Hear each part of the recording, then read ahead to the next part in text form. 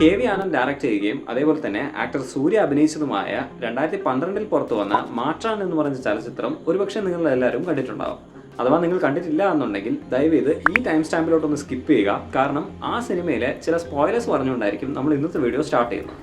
ഈ സിനിമയിലെ സൂര്യയുടെ ക്യാരക്ടർ എന്ന് പറയുന്നത് ഒരു ബില്യണയർ ബിസിനസ്മാൻ്റെ മകനായിട്ടാണ് വരുന്നത്. ഈ ബില്യണയർ ബിസിനസ്മാൻ ഒരു ജനറ്റിക് സയൻറ്റിസ്റ്റ് ആണ്. മാത്രമല്ല കുട്ടികളുടെ എനർജി ഡ്രിങ്ക് ഉണ്ടാക്കുന്ന ഒരു കമ്പനിയുടെ ഓണറും കൂടിയാണ്. ഈ എനർജി ഡ്രിങ്ക് വളരെ ചുരുക്കം കാലം കൊണ്ട് തന്നെ 80% മാർക്കറ്റ് ഷെയർ പിടിച്ചു പറ്റുന്നതുകൊണ്ട് തന്നെ സൂര്യയ്ക്ക് സ്വന്തം അച്ഛൻ്റെ മുകളിൽ തന്നെ സംശയങ്ങൾ ഉണ്ടാവുന്നതാണ് ഈ ചലച്ചിത്രത്തിൽ വരുന്നത്. അതായത് ആ എനർജി ഡ്രിങ്കിലെ ഇൻഗ്രീഡിയൻസ് എന്താണ് എന്നുള്ളതാണ് അദ്ദേഹം സംശയിക്കുന്നത്. ഇത് കണ്ടുപിടിക്കാൻ വേണ്ടി അദ്ദേഹം അന്വേഷിക്കുകയും ചെയ്യുന്നതായിട്ടാണ് കാണിക്കുന്നത്. ഇങ്ങനെ അന്വേഷിക്കുമ്പോൾ സൂര്യയുടെ ക്യാരക്ടർ കണ്ടെത്തുന്നത് അദ്ദേഹത്തിന്റെ അച്ഛൻ മോസ്കോയിൽ ഒരു ജനറ്റിക് സയന്റിസ്റ്റ് ആയിരിക്കുമ്പോൾ അന്നത്തെ കാലത്തെ USSRന്റെ ഒളിമ്പിക് ആത്ലീറ്റ്സിന് വേണ്ടി സ്റ്റെറോയിഡ്സ് ഉണ്ടാക്കി കൊടുക്കുന്നതായിട്ടും ഈ സ്റ്റെറോയിഡ്സ് കഴിച്ച് അവരുടെ പെർഫോമൻസ് നന്നായിട്ട് കൂടുന്നതുമായിട്ടുമാണ്. എന്നാൽ പല വർഷങ്ങൾക്ക് ശേഷം ഈ സ്റ്റെറോയിഡ്സ് കഴിക്കുന്ന ആത്ലീറ്റ്സിന് പല സൈഡ് എഫക്ട്സും ഉണ്ടായി അവരുടെ സിറ്റുവേഷൻ എങ്ങനെ ഡിറ്റീരിയറേറ്റ് ആവുന്നു എന്നും കൂടി ഈ ചലച്ചിത്രത്തിൽ കാണിക്കുന്നുണ്ട്.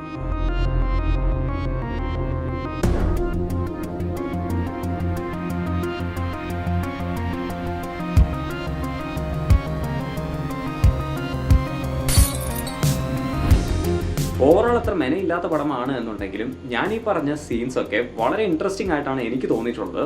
എന്നാൽ ഞാൻ ഈ എക്സ്പ്ലെയിൻ ചെയ്ത സീൻസ് ഒക്കെ റിയൽ ലൈഫ് ഇൻസിഡൻസിൽ നിന്നും ഇൻസ്പയർ ആയതാണ് എന്ന് കേട്ട് കഴിഞ്ഞാൽ തീർച്ചയായിട്ടും നിങ്ങൾക്ക് കുറച്ചു പേരെങ്കിലും ഞെട്ടുന്നതായിരിക്കും. 1970കളിലും 80കളിലും ഒളിമ്പിക്സിൽ ഈസ്റ്റ് ജർമ്മനി എന്ന് പറഞ്ഞ രാജ്യം ഒത്തിരി അധികം സക്സസ്ഫുൾ ആവുന്ന കാഴ്ചയാണ് ലോകം കണ്ടിട്ടുണ്ടായിരുന്നത്. USA-യും USSR-ഉം കഴിഞ്ഞാൽ 3-ാം സ്ഥാനത്ത് പല ഒളിമ്പിക്സിലും ഈസ്റ്റ് ജർമ്മനി ഫിനിഷ് ചെയ്യുകയും ഉണ്ടായി. ഇതിന് മുന്നേ ഉണ്ടായിരുന്ന ഒളിമ്പിക്സിലൊന്നും ഇത്രയധികം സക്സസ് ഇല്ലാത്ത ഒരു രാജ്യം, മാത്രമല്ല വെറും 17 മില്യൺ മാത്രം പോപ്പുലേഷൻ ഉള്ള ഒരു രാജ്യം ഇത്ര അധികം സക്സസ് കൊണ്ടുവന്നപ്പോൾ എല്ലാവരും അതൊരു സംശയത്തിന്റെ കണ്ണോടെയായിരുന്നു കണ്ടിരുന്നത്. ഇതിൽ തന്നെ എടുത്തു പറയേണ്ട കാര്യം എന്ന് പറയുന്നത് 1976-ലെ മോൺട്രിയാൾ ഒളിമ്പിക്സിൽ ഈസ്റ്റ് ജർമ്മനിയിലെ സ്ത്രീകൾ 11 മെഡൽസ് വാങ്ങിയിട്ടുണ്ടായിരുന്നു സ്വിമ്മിംഗ് കാറ്റഗറി. തൊട്ട് മുന്നേ 1972-ൽ മ്യൂണിക്കിൽ വെച്ച് നടന്ന ഒളിമ്പിക്സിൽ യാതൊരു മെഡലും അവർ ജയിച്ചിട്ടുണ്ടായിരുന്നില്ല. മാത്രമല്ല അവരുടെ വോയിസ് എല്ലാം വളരെയധികം ഡീപ്പ് വോയിസ് ആയിരുന്നു, അവരുടെ ഷോൾഡേഴ്സ് എല്ലാം വളരെ ബ്രോഡായിരുന്നു. ഇതൊക്കെ കണ്ട് 1976-ൽ ഒരു റിഗറസ് ഡോപ്പിംഗ് ടെസ്റ്റാണ് അന്ന് നടത്തപ്പെട്ടത്. എന്നാൽ ഇന്നത്തെ ടെക്നോളജി വെച്ച് നോക്കുമ്പോൾ അന്നത്തെ ടെക്നോളജി എന്ന് പറയുന്നത് വളരെയധികം പ്രിമിറ്റീവും ലിമിറ്റഡുമായിരുന്നു. ഇതുകൊണ്ട് തന്നെ ഈ ഡോപ്പിംഗ് ടെസ്റ്റിൽ കൺക്ലൂസീവായിട്ട് ഇവർ സ്റ്റെറോയിഡ് ഉപയോഗിച്ചു എന്നൊരു എവിഡൻസ് അന്ന് കണ്ടെത്താൻ പറ്റിയിരുന്നില്ല. കോൺക്രീറ്റ് ആയ എവിഡൻസ് ഒന്നും ഇല്ലാത്തതുകൊണ്ട് തന്നെ ഫർദർ ഒളിമ്പിക്സിലും ഇവരുടെ പാർട്ടിസിപ്പേഷൻ തടയാൻ ഒളിമ്പിക് കമ്മിറ്റിക്ക് ഒരിക്കലും കഴിഞ്ഞിരുന്നില്ല. അതുകൊണ്ട് തന്നെ ഈ സ്ത്രീകൾ ലോകത്തിലെ സ്വിമ്മിങ്ങിനെ വളരെയധികം ഡോമിനേറ്റ് ചെയ്യുകയാണ് ഉണ്ടായത്. ഇത് വെച്ച് സോഷ്യലിസ്റ്റ് സിസ്റ്റമാണ് ഒരു കൂടുതൽ ഹ്യൂമെയിൻ വേ എന്ന് തെളിയിക്കാനും കൂടിയായിരുന്നു അവരുടെ ശ്രമം. എന്നാൽ നമ്മൾ എല്ലാവരും കേട്ടിട്ടുള്ളതുപോലെ തന്നെ if something is too good to be true it's probably not true. ഇത് തന്നെയാണ് 1990-ൽ ബെർലിൻ വാൾ വീണതിന് ശേഷം തെളിയിക്കപ്പെട്ടത്. അതായത് അവിടെയുള്ള ഡീക്ലാസിഫൈഡ് ഡോക്യുമെന്റ്സ് ഒക്കെ വെസ്റ്റേൺ മീഡിയയ്ക്ക് ലീക്ക് ആവുകയും ഇതിൽ തന്നെ പ്രത്യേകിച്ച് 1997-ൽ പബ്ലിഷ് ചെയ്യപ്പെട്ട ഈ പഠനം പറയുന്നത് അവിടെ ഉണ്ടായിരുന്ന ഗവൺമെന്റ് ഒരു state sponsored doping program conduct ചെയ്യുന്നുണ്ടായിരുന്നു എന്നുള്ളതിനെ കുറിച്ചാണ്. ഈ ഡോപ്പിംഗ് പ്രോഗ്രാമിൽ ഏകദേശം 10,000 ഫീമെയിൽ ആത്ലീറ്റ്സിന് സ്റ്റെറോയിഡ്സ് കൊടുക്കപ്പെട്ടിട്ടുണ്ടായിരുന്നു എന്നും അതിൽ തന്നെ ഏകദേശം 2000-ഓളം സ്ത്രീകൾ അത് വളരെയധികം ഡോസസിലായിരുന്നു കഴിച്ചിരുന്നത് എന്നും കൂടിയാണ്. 2000-ൽ പരം സ്ത്രീകൾക്ക് ലോങ് ടേം സൈഡ് എഫക്ട്സ് ആയ ഇൻഫെർട്ടിലിറ്റി, അതേപോലെ തന്നെ ഹാർട്ട് പ്രോബ്ലം, പിന്നെ ക്യാൻസർ പോലുള്ള കാര്യങ്ങൾ സംഭവിച്ചിട്ടുണ്ടായിരുന്നു എന്നുള്ളതിനെ കുറിച്ചാണ്. ഇതിൽ തന്നെ ഒരു ഫീമെയിൽ ആത്ലീറ്റിന്റെ കാര്യം ഞാൻ പ്രത്യേകിച്ച് എടുത്തു പറയാം. 1986-ൽ നടത്തപ്പെട്ട ഷോട്ട് പുട്ട് വേൾഡ് ചാമ്പ്യൻഷിപ്പിൽ ഗോൾഡ് മെഡൽ നേടിയ ഹൈഡി ക്രീഗർ എന്ന് പറയുന്ന സ്ത്രീക്ക് അന്ന് 21 വയസ്സ് മാത്രമേ ഉണ്ടായിരുന്നുള്ളൂ. ഹൈഡിക്ക് അവർ അറിയാതെ തന്നെ അവിടുത്തെ ഗവൺമെന്റ് സ്പോൺസർഡ് ഡോപ്പിംഗ് പ്രോഗ്രാമിൽ ഇൻക്ലൂഡ് ചെയ്യപ്പെട്ടിട്ടുണ്ടായിരുന്നു. ഇതിനുശേഷം വിറ്റമിൻസ് ആണ് എന്ന് പറഞ്ഞ് അവർക്ക് സ്റ്റെറോയിഡ് അഡ്മിനിസ്റ്റർ ചെയ്യുകയും പെട്ടിട്ടുണ്ടായിരുന്നു. ഇതെല്ലാം കൊണ്ട് തന്നെ ഫ്യൂച്ചർ ഇയേഴ്സിൽ അവർക്ക് മാസ്കുലിൻ ഫീച്ചേഴ്സ് ഒത്തിരി അധികം ഡെവലപ്പ് ചെയ്യുകയും ഇവൻച്വലി അവർ ഒരു സെക്സ് ചേഞ്ച് ഓപ്പറേഷൻ ചെയ്ത് ഒരു പുരുഷനായി മാറുകയാണ് ഉണ്ടായത്. അദ്ദേഹം സ്വന്തം പേര് ആൻഡ്രയാസ് എന്ന് മാറ്റി ഇന്നും ജർമ്മനിയിൽ ജീവിക്കുന്നുണ്ട്. എന്നാൽ സ്റ്റെറോയിഡ്സിന്റെ സൈഡ് എഫക്ട്സ് ഇപ്പോഴും മാസീവ് എമൗണ്ട്സിൽ അദ്ദേഹം അനുഭവിക്കുന്നുണ്ട് എന്നും കൂടിയാണ് അദ്ദേഹം പറയുന്നത്. ഓവറോളായി കേട്ട് കഴിഞ്ഞാൽ ഇതൊക്കെ ഒരു ഹൊറിഫിക് സ്റ്റോറിയായി തോന്നുമെന്നുണ്ടെങ്കിലും ഈ ഒരു സ്കാൻഡൽ തന്നെയാണ് ഫീമെയിൽസിൽ സ്റ്റെറോയിഡ് ഉണ്ടാക്കുന്ന സൈഡ് എഫക്ട്സിനെ കുറിച്ച് വളരെയധികം ഡീറ്റെയിൽഡായി പഠിക്കാനുള്ള ഒരു അവസരം ഒരുക്കിയിട്ടുള്ളത്. എന്തൊക്കെയാണ് ആ സൈഡ് എഫക്ട്സ് എന്ന് എക്സ്പ്ലെയിൻ ചെയ്യുന്നതായിരിക്കും നമ്മൾ ഇനി ഈ വീഡിയോയിൽ ചെയ്യാൻ പോകുന്നത്. സ്റ്റെറോയിഡ്സ് എന്ന് നമ്മൾ പറയുമ്പോൾ നമ്മളിവിടെ ഉദ്ദേശിക്കുന്നത് ആനബോളിക് ആൻഡ് ആൻഡ്രോജനിക് സ്റ്റെറോയിഡ്സ് എന്നുള്ളതിനെ കുറിച്ചാണ്, അതായത് AASനെ കുറിച്ചാണ്.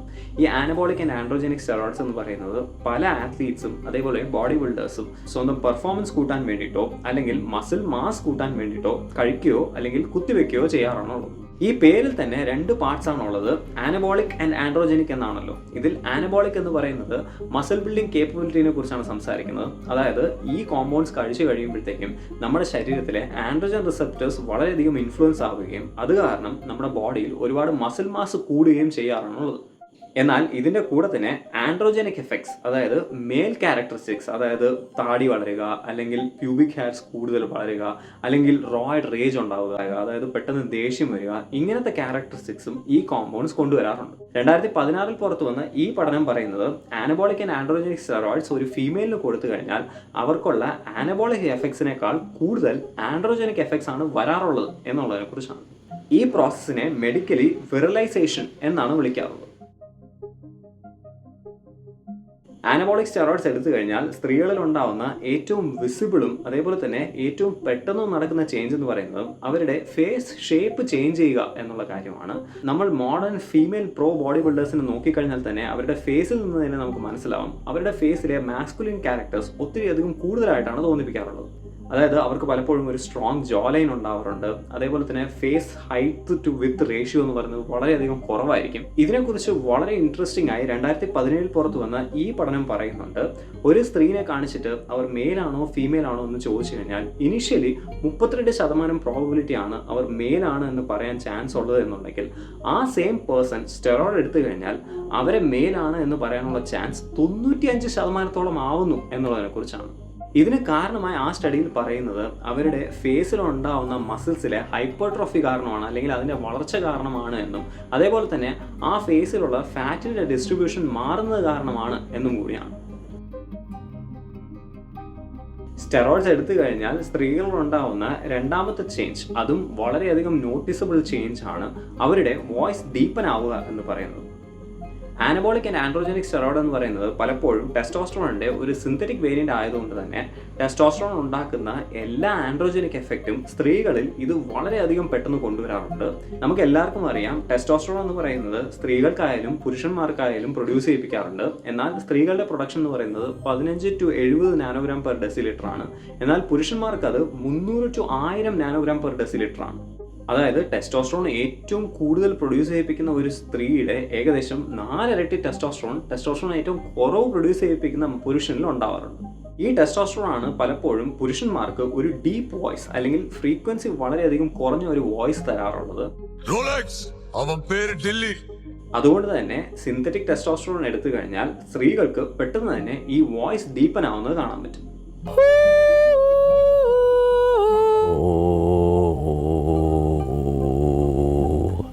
ഇത് നടക്കാനുള്ള കാരണം എന്ന് പറയുന്നത് നമ്മുടെ ബോഡിയിലെ ടെസ്റ്റോസ്റ്ററോണിന് നമ്മുടെ വോക്കൽ കോർഡ്സിൽ ഒരു ഡയറക്റ്റ് ഇമ്പാക്ട് ഉണ്ടാക്കാൻ കഴിവുണ്ട്. ബേസിക്കലി ടെസ്റ്റോസ്റ്ററോൺ കൂടുതൽ അളവിലുണ്ട് എന്നുണ്ടെങ്കിൽ അത് നമ്മുടെ വോക്കൽ കോർഡ്സിനെ പലപ്പോഴും തിക്കറാക്കാറുണ്ട്. ഇതുകൊണ്ടാണ് പലപ്പോഴും നമ്മുടെ ഫ്രീക്വൻസി കുറയാറുള്ളത്. ഞാൻ നേരത്തെ പറഞ്ഞ പോലെ തന്നെ സ്റ്റെറോയിഡ് എടുത്തു കഴിഞ്ഞാൽ സ്ത്രീകൾക്ക് ആനബോളിക് എഫക്ട്സിനേക്കാൾ ആൻഡ്രോജനിക് എഫക്ട്സ് വളരെ പെട്ടെന്നും അതേപോലെ തന്നെ വളരെയധികം കൂടുതലും സംഭവിക്കാറുണ്ട്. 2018 പുറത്തു വന്ന ഈ കേസ് സ്റ്റഡി പറയുന്നത് ആനബോളിക് സ്റ്റെറോയിഡ്സ് എടുക്കുന്ന ഒരു സ്ത്രീക്ക് ഏകദേശം 8 ആഴ്ച കൊണ്ട് തന്നെ വോയിസ് ഡീപ്പൻ ആവും എന്നുള്ളതാണ്. അതായത് സ്റ്റെറോയിഡ്സ് എടുത്തു തുടങ്ങിയതിന് 2 മാസത്തിനകം തന്നെ അവരുടെ വോയിസ് സിഗ്നിഫിക്കൻ്റായി ചേഞ്ച് ആവും എന്നുള്ളതിനെ കുറിച്ചാണ്.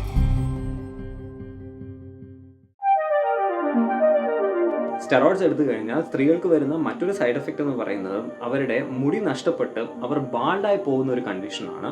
ഇതിനെ മെഡിക്കലി അലോപേഷ്യ എന്നാണ് വിളിക്കാറുള്ളത്.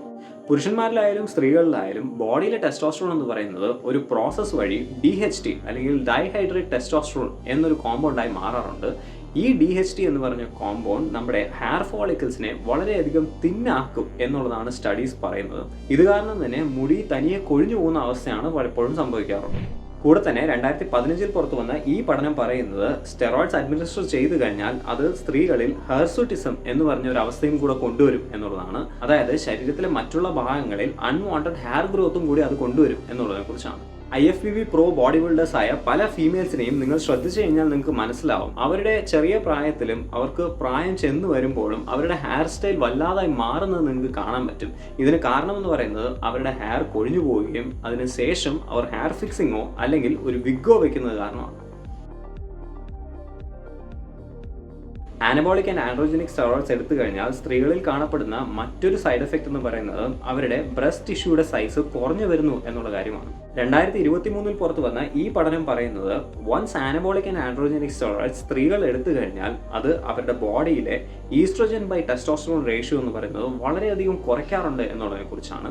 ഇത് കാരണം തന്നെ അവരുടെ ബ്രസ്റ്റ് ഷ്രിങ്ക് ആവുകയും കൂടെ തന്നെ അവരുടെ ഓവറോൾ ബോഡി ഫാറ്റിന്റെ ഡെപ്പോസിഷൻ എങ്ങനെയാണോ നടക്കുന്നത് അതിൽ തന്നെ ഒരു ചേഞ്ച് വരാറുണ്ട് എന്നും കൂടിയാണ്. ശരീരത്തിലെ ഫാറ്റ് ഡിസ്ട്രിബ്യൂഷൻ വെച്ച് ബോഡീനെ നമുക്ക് രണ്ട് രീതിയിൽ തിരിക്കാവുന്നതാണ്. ആദ്യത്തേതിനെ നമ്മൾ ആൻഡ്രോയിഡ് ബോഡി ടൈപ്പ് എന്ന് പറയും. ഇത് പലപ്പോഴും പുരുഷന്മാർക്കാണ് കാണപ്പെടാറുള്ളത്.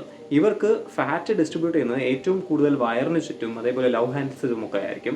രണ്ടാമത് നമ്മൾ ഗൈനോയിഡ് ബോഡി ടൈപ്പ് എന്ന് പറയും. ഈ ഗൈനോയിഡ് ബോഡി ടൈപ്പ് പലപ്പോഴും സ്ത്രീകൾക്കാണ് വരാറുള്ളത്. ഇവർക്ക് കൂടുതലും ഹിപ്സിലും അതേപോലെ തൈസിലും പിന്നെ മാത്രമല്ല ബ്രസ്റ്റ് ടിഷ്യൂവിൻ്റെയും അവിടെയൊക്കെയാണ് ഫാറ്റ് ഡിസ്ട്രിബ്യൂഷൻ കൂടുതൽ നടക്കാറുള്ളത്. പലപ്പോഴും ആനബോളിക് ആൻഡ് ആൻഡ്രോജനിക് സ്റ്റെറോയിഡ്സ് എടുത്തു കഴിഞ്ഞാൽ ഗൈനോയിഡ് ബോഡി ടൈപ്പ് ഉള്ള സ്ത്രീകൾക്ക് ആ ഫാറ്റ് ഡിസ്ട്രിബ്യൂഷൻ മാറി ആൻഡ്രോയിഡ് ബോഡി ടൈപ്പിലോട്ട് വരാറുണ്ട്. ഒരിക്കൽ കൂടി IFBB പ്രോ ബോഡി ബിൽഡേഴ്സിന്റെ ചെറുപ്പകാലത്തിലെ ഫോട്ടോസും അതേപോലെ കറണ്ട് ഡേയ്സിലെ ഫോട്ടോസും നിങ്ങൾ കണ്ടു കഴിഞ്ഞാൽ ഈ ഡിഫറൻസ് ഈസി ആയിട്ട് നിങ്ങൾക്ക് മനസ്സിലാക്കാൻ പറ്റുന്നതാണ്. ആനബോളിക് ആൻഡ് ആൻഡ്രോജനിക് സ്റ്റെറോയിഡ്സ് എടുത്തു കഴിഞ്ഞാൽ സ്ത്രീകളിൽ ഉണ്ടാകുന്ന മറ്റൊരു സൈഡ് എഫക്റ്റ് എന്ന് പറയുന്നത് അവരുടെ പീരിയഡ്സ് ഇറഗുലർ ആവുകയും അതേപോലെ തന്നെ അവർക്ക് ഇൻഫെർട്ടിലിറ്റി അല്ലെങ്കിൽ വന്ധ്യത വരികയും കൂടെ തന്നെ അവരുടെ ക്ലിറ്റോറസിന്റെ സൈസ് വല്ലാണ്ട് കൂടുകയും ചെയ്യും എന്നുള്ളതാണ്. 2023 ആനബോളിക് സ്റ്റെറോയിഡ് യൂസ് ഡിസോർഡർ എന്ന് പറഞ്ഞ പേരിൽ വന്ന ഈ റിപ്പോർട്ട് പറയുന്നത് സ്റ്റെറോയിഡ്സ് യൂസ് ചെയ്ത് കഴിഞ്ഞാൽ അത് ഫീമെയിൽ ബ്രെയിനിൽ സെക്സ് ഹോർമോൺസ് ഉണ്ടാക്കുന്ന പ്രോസസ്സിനെ സ്റ്റോപ്പ് ചെയ്യിപ്പിക്കാറുണ്ട് എന്നുള്ളതിനെ കുറിച്ചാണ്. ഇത് കാരണം തന്നെ അവർക്ക് സെക്സ് ഡ്രൈവ് ഉണ്ടാവുന്നത് വളരെയധികം കുറവായിട്ടായിരിക്കും. മാത്രമല്ല അവരുടെ ക്ലിറ്റോറിസ് വളരെയധികം എൻലാർജ് ചെയ്യപ്പെടും എന്നുള്ളതിനെ കുറിച്ചാണ്. ഓവറോളായി പറഞ്ഞു കഴിഞ്ഞാൽ ഞാൻ ഫീമെയിൽസിന് വേണ്ടി സ്പെസിഫിക് ആയി പറഞ്ഞ ഈ സൈഡ് എഫക്ട്സിന്റെ കൂടെ തന്നെ പലപ്പോഴും ലോങ് ടേം സൈഡ് എഫക്ട്സ് ആയ ഹാർട്ടിന് പ്രോബ്ലംസ് വരിക, അതേപോലെ തന്നെ സ്ട്രോക്കിന്റെ ചാൻസസ് കൂട്ടുക, ഇല്ലെങ്കിൽ ഇംപ്രോപ്പർ ബോൺ ഗ്രോത്ത് ഉണ്ടാക്കുക, അല്ലെങ്കിൽ ലിവർ ഡിസീസ് ഉണ്ടാക്കുക പോലുള്ള ലോങ് ടേം സൈഡ് എഫക്ട്സ് സ്ത്രീകളായാലും പുരുഷന്മാരായാലും ഈക്വലി സംഭവിക്കാൻ ചാൻസ് ഉണ്ട്. ഇതെല്ലാം കൊണ്ട് തന്നെ ഈ വീഡിയോ കാണുന്ന സ്ത്രീകളാണെങ്കിലോ അല്ലെങ്കിൽ ഈവൻ പുരുഷന്മാരാണ് എന്നുണ്ടെങ്കിലോ ആനബോളിക് സ്റ്റെറോയിഡ്സ് എടുക്കുന്നതിന് മുന്നേ വളരെയധികം ചിന്തിച്ചിട്ട് വേണം അതിലൊരു ഡിസിഷനിലോട്ട് എത്തിച്ചേരാൻ. ഞാൻ നേരത്തെയും പല വീഡിയോസിലും പറഞ്ഞിട്ടുള്ളത് പോലെ തന്നെ സ്റ്റെറോയിഡ്സ് അഡ്മിനിസ്റ്റർ ചെയ്തില്ല എന്നുണ്ടെങ്കിൽ പോലും നമുക്ക് കാണാൻ വളരെയധികം എസ്തെറ്റിക് ആയിട്ടുള്ള ഒരു ഫിസിക് തീർച്ചയായിട്ടും ഡെവലപ്പ് ചെയ്യാൻ പറ്റുന്ന കാര്യം തന്നെയാണ്. കൂടെ തന്നെ എൻ്റെ ഒരു പേഴ്സണൽ ടേസ്റ്റ് ഞാൻ പറയാം. എനിക്കെപ്പോഴും IFBB പ്രോ ബോഡി ബിൽഡേഴ്സിനെ നോക്കിക്കഴിഞ്ഞാൽ നോർമൽ മിസ്റ്റർ ഒളിമ്പിയയിൽ കമ്പീറ്റ് ചെയ്യുന്ന മസിൽ മോൺസ്റ്റേഴ്സിനേക്കാൾ ആ ഒരു നാച്ചുറൽ ബോഡി ബിൽഡിങ്ങിൽ കമ്പീറ്റ് ചെയ്യുന്ന ആൾക്കാരുടെ ഫിസിക്കാണ് കൂടുതൽ ഇഷ്ടപ്പെടാറുള്ളത്. അങ്ങനത്തെ ഒരു ഗുഡ് ലുക്കിംഗ് ഫിസിക്കും അതേപോലെ ഒരു നല്ല ഹെൽത്തും തീർച്ചയായിട്ടും നിങ്ങൾക്ക് സ്റ്റെറോയിഡ്സ് ഇല്ലാതെ തന്നെ ഉണ്ടാക്കാൻ പറ്റും. അതിന് വേണ്ടത് പേഷ്യൻസ് എന്നുള്ളത് മാത്രമാണ്. സ്റ്റെറോയിഡ്സിന്റെ ജനറൽ സൈഡ് എഫക്ട്സിനെ കുറിച്ച് ഞാൻ വളരെ ഡീറ്റെയിൽഡ് ആയിട്ട് നേരത്തെ ഒരു വീഡിയോ ചെയ്തിട്ടുണ്ട്. അത് കാണണമെന്നുണ്ടെങ്കിൽ ഇവിടെ ക്ലിക്ക് ചെയ്താൽ മതി. അപ്പോൾ അടുത്ത വീഡിയോയിൽ കാണുന്നവരെ ഞാൻ പരം, നിങ്ങളുടെ average Mallu fit guy. Thank you so much for watching.